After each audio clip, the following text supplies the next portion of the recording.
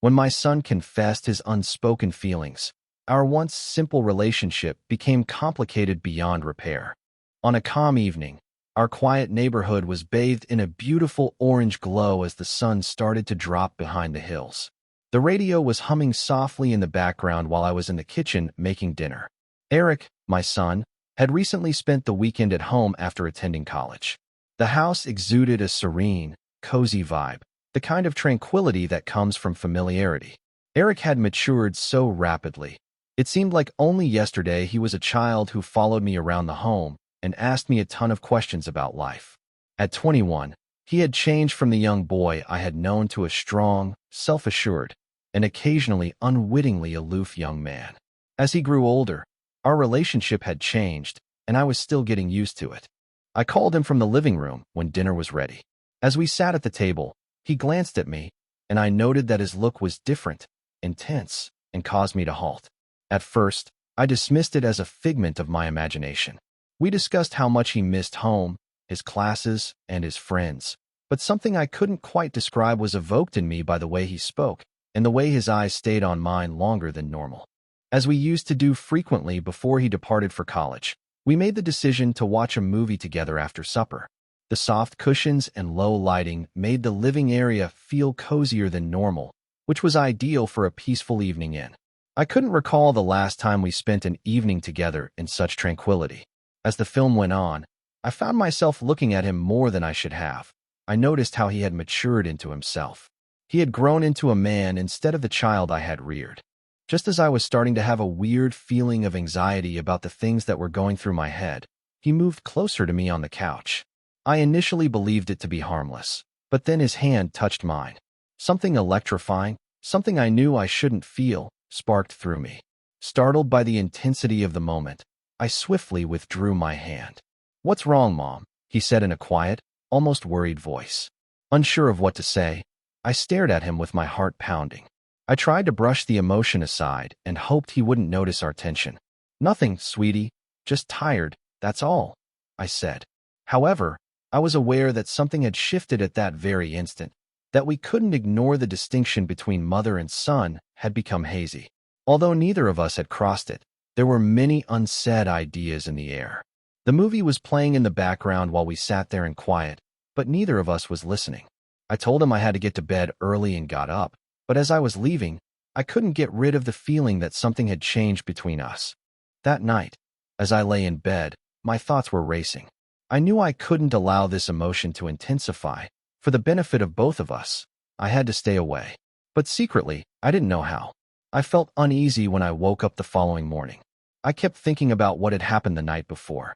I made an effort to dispel the sensation by telling myself it had all been in my imagination, nothing more, nothing less. I was his mother. I had a profound love for him, but not in a way that would ever be interpreted incorrectly. I convinced myself that I was acting irrationally. By the time I made it downstairs, Eric was already up and enjoying a cup of coffee at the kitchen table. He smiled at me as if nothing had occurred.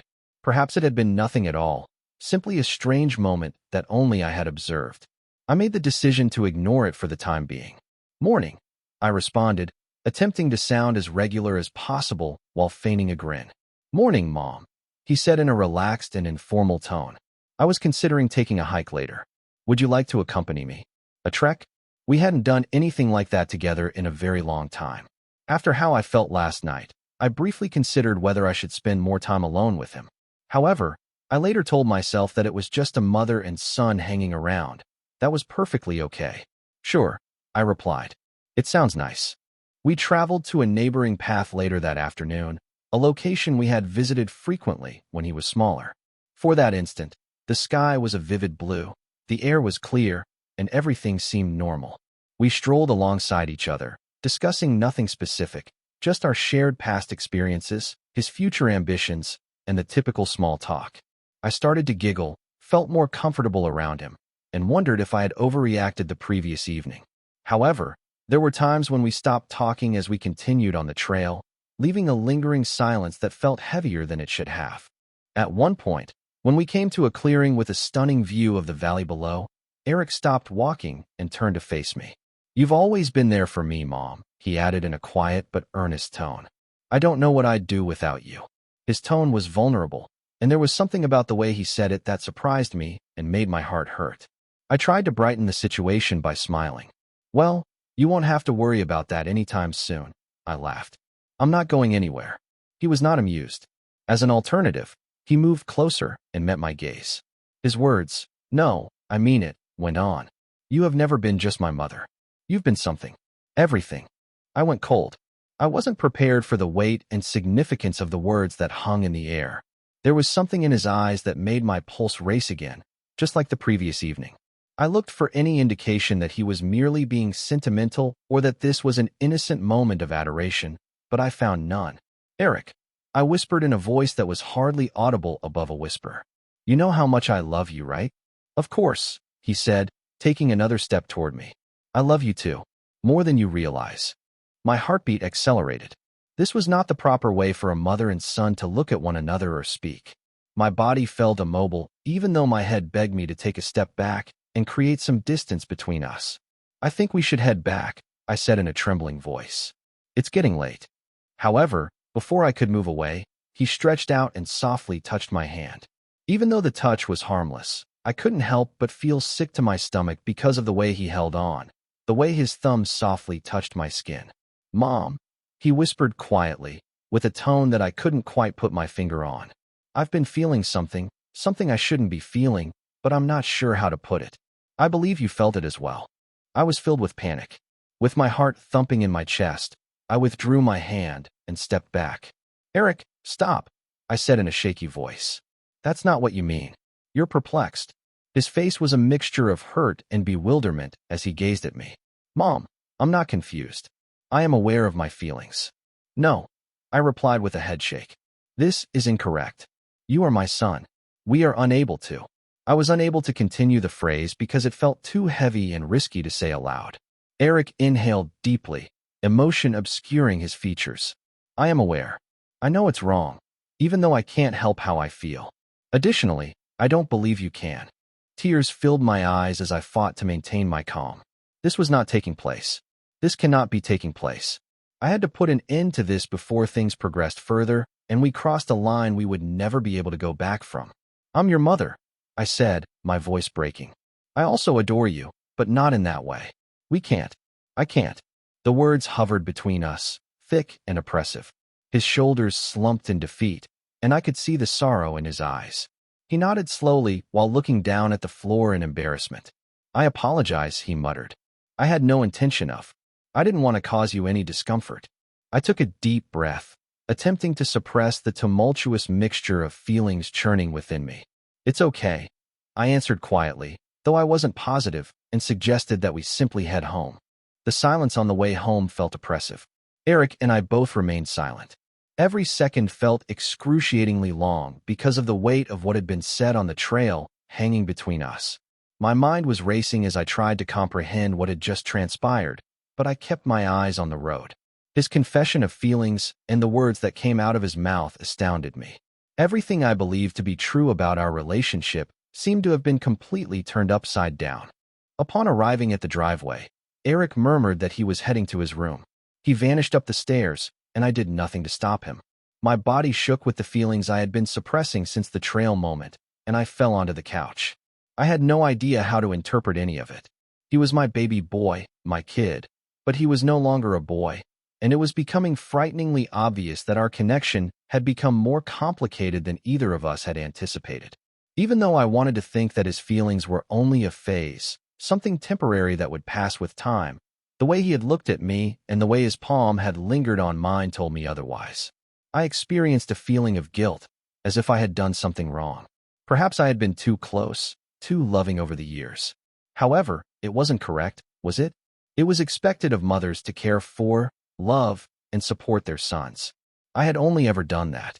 But the odd tension that had developed between us now poisoned everything, and I was at a loss for how to resolve it. I tried to avoid him for the remainder of the day by keeping myself occupied with household tasks and anything else that would take my mind off my feelings of perplexity. I was emotionally spent by the time evening arrived. Though I knew I couldn't escape it indefinitely, I didn't want to face what had happened. Eric and I couldn't continue acting as though nothing was wrong when it was so obviously not. I had been lying in bed for hours that night when I heard someone knock on my door. My heart fell. I recognized him. "Mom, can I come in?" Eric said in a quiet, almost tentative tone. My mind was screaming at me to say no, to put some distance between us, but I hesitated. I knew I couldn't ignore him any longer. Despite how uncomfortable it was, I had to confront this. "Come in," I whispered softly as I sat up in bed and pulled the blankets up over my head, hoping that they would protect me from the impending mental storm. Eric entered, appearing just as torn and uncertain as I was. For a minute, unsure of what to do with himself, he stood at the edge of the room. After a few seconds, he sat down on the bed's edge, but he remained at a distance. "I'm sorry," he said in a regretful tone. "What I said previously wasn't appropriate. I'm not sure what happened to me." Trying to think of the perfect words, I nodded slowly. "What happened earlier, Eric? That can't happen again," I added, acknowledging that this was confusing. "We must exercise caution. Things aren't meant to be this way." "I know," he said in a whisper, his eyes sad. "But Mom, it's really difficult. I have no idea why I feel this way. I've made an effort to ignore it, but it keeps returning." I was deeply affected by what he said. I was overcome with sadness for him, for us both really. I never thought I would find myself in this predicament. But here we were, caught in a maze of feelings that neither of us could unravel. "I'm your mother," I repeated in a soft yet forceful voice. "I can only ever be that. You are aware of that, aren't you?" He nodded, despite the agony in his eyes as he stared at me. "I know," he replied. I don't want to lose you." "You're not going to lose me," I told him. "But we need to establish limits, Eric. This is risky territory." There was silence between us for a moment. Though there was still the tension from earlier in the day, there was also an implicit awareness that things couldn't go on as they were. We both knew it, even though neither of us wanted to admit it completely. "Perhaps it would be best if you returned to school tomorrow," I gently said. "I think we both need some space to clear our heads." I could see the sadness in Eric's eyes, yet he nodded slowly. "Yeah," he muttered. "Maybe you're right." The air between us was heavy with unresolved emotions as I watched him pack his belongings the following morning. I wanted to give him a hug and reassure him that everything would be all right, but after everything that had transpired, I just couldn't bring myself to do it. The house felt more empty than it had in years when he eventually left. I tried to take it all in as I sat on the couch and gazed out the window. Even though I knew that setting some distance between us was the best decision for both of us, it wasn't any easier. A mother and son's connection should be straightforward and unadulterated, but ours had devolved into something much more complex that neither of us could manage. As the days went by, I made an effort to get back into my routine, but it wasn't the same without Eric. The home felt too quiet, and I was thinking about him more than I should have. I hoped that the distance would be beneficial and that it would allow us both the time we needed to work through our emotions. However, I knew in my heart that things would never return to how they were. We couldn't reverse the change that had occurred between us, and I wasn't sure what was ahead for us. Thank you for watching. If you haven't subscribed yet, please do so and hit the notification bell to stay updated with more shocking real-life stories happening around you.